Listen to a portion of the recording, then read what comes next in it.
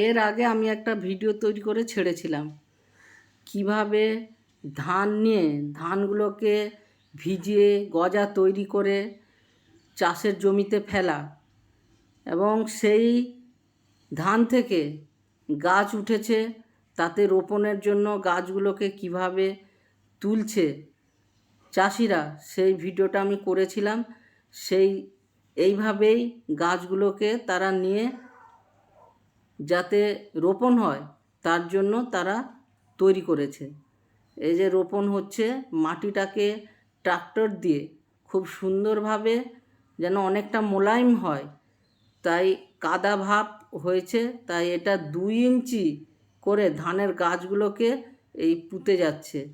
5টা থেকে 6টা গাছ নিচ্ছে, গাছ নিয়ে তারা এইভাবে রোপণ করছে।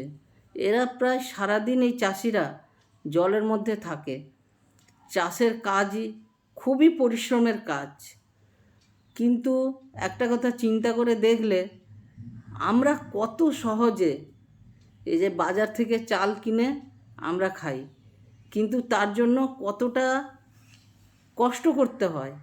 এই যে এতটা জমি রোপণ করতে করতে ওরা এই যে যাচ্ছে, অনেকটাই জমি। এরা বৃষ্টি আসে যখন, তখন ছাতা মাথায় দিয়ে বা কোথাও আশেপাশে বাড়ি থাকলে সেই সব বাড়িতে গিয়ে তারা বসে থাকে। আবার বৃষ্টি কমলে তারা চলে আসে রোপণ করার জন্য। এই যে আটিগুলোকে সেদিন তুলছিল, যেটা আমি বলছিলাম ভিডিওতে, এইভাবে আটিগুলোকে নিয়ে এসে তারা জমির মধ্যে এই ফেলে ফেলে রেখেছে। যারা রোপণ করছে তারা এই একটা একটা আটি তুলে নিয়ে তারপরে যতটা 5টা 6টা করে গাছ নিয়ে তবেই ওরা মাটিতে পুঁতছে।